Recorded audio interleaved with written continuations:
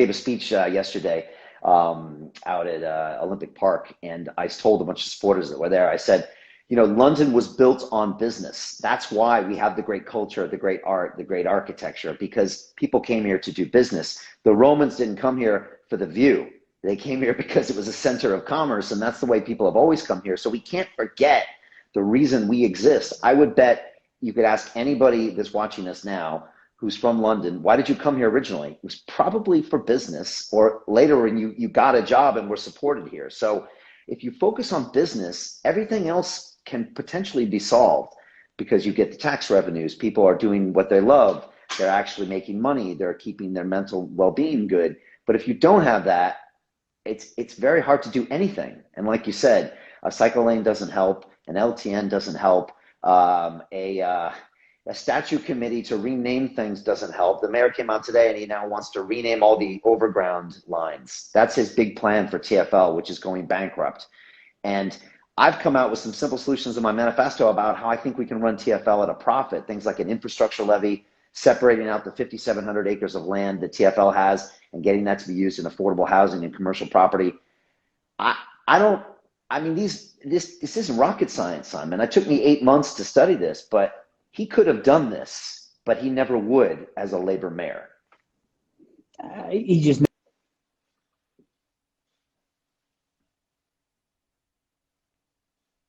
think I'm losing your audio just here for a second. Let me just check if it's my connection, Simon. Oh, okay. We're back. Yeah, there you go. You're back. You're back. We're back again. Yeah. Yeah. What we were having at Genghis Khan, weren't we? Yeah, he's a politician. He hasn't got a clue how to bring London back. All he's just a grifter. You know, he enjoys the limelight, and he enjoys the money that comes from the job. But you know, there's no way. If he was going to get London back on its feet, he would have done so by now. He's had years to have a go, and we've got knife crime is up higher than ever. All crime is up higher than ever in London, and he's made a complete mess of everything that he's done. You know, this is the guy that was calling for curfews and then wasn't calling for curfews, and wants lockdown and then doesn't want lockdown. And you said earlier, you know, it's business. Business pays for everything. There's no other money other than the one that's raised from business. You could say, oh, we could tax people more. Well, where does that come from? That comes from business, you know. So it's got to be business led. And you're right. You know, there's other countries now that are opening up.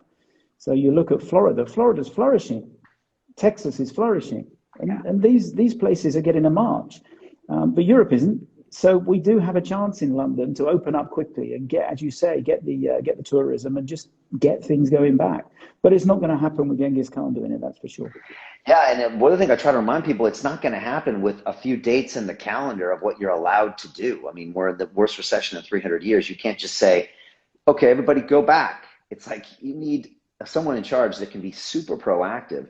And I think the job of mayor, I mean, I will be working 24/7 as an ambassador for this city, basically selling London to the world 24/7, bringing business here, bringing tourism here, telling over and over until people are sick of me saying it, why we're the greatest city in the world, because that's the job. You got to pull the business in. And like you said, the current mayor, man, he's really good at politics. He's very good at the press release. He's very good at the photo op. But when we see him when he goes out in public, he literally gets harassed and he has to run and hide. I've been told by Labor Party headquarters he's not allowed to go out in public until election day because it might jeopardize the election. So it's that in contrast with me. I'm literally trying to see as many people as possible.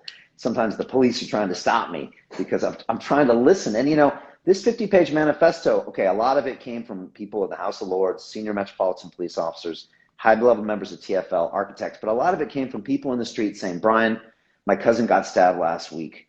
What can you do about it? The police, when they stop and search me, they do it in a really disrespectful manner. Can you help? I go talk to the Metropolitan Police. They say, yeah, Brian, you get me more police officers, I can train them in the community. Affordable homes. I spoke with one of the architects. He said we can build modular homes on TfL land. And we do a drawing on Hackney Wick of exactly what it's going to look like. So it's amazing how many people actually want to see London do better. And they said, Brian, the reason this doesn't happen is because of politics. That's what they said. And it's inside the TfL. That's what the police said. They said this could have all been done years ago, but it's the politics that stops it. And that turns my stomach, Simon, because in the business world, you either do it right or you get eliminated, right? Or you either do it right or you lose everything. that you own in your company that might have taken you 10 years to work. And so you hold people accountable, you deliver value to the customer. The customer here is the citizens of London, and I don't see value being delivered to them at all. I see excuses, I see billions of bailouts, I see taxes being raised, and you can tell me it gets me riled up, right? To see it run this way, because it should be like rightfully. a business here. Yeah. And you tell me, you've spoken to loads of people on your thousands of people over the last few weeks. Yeah. How many of them have said, Brian, I really want that statue renamed, or I really want that overground station renamed, or I really want another cycle lane through London? How many? Yeah, I mean, none. Honestly, Simon, most people come up to me, and before I can open my mouth, they say, get rid of him. I can't believe he's here.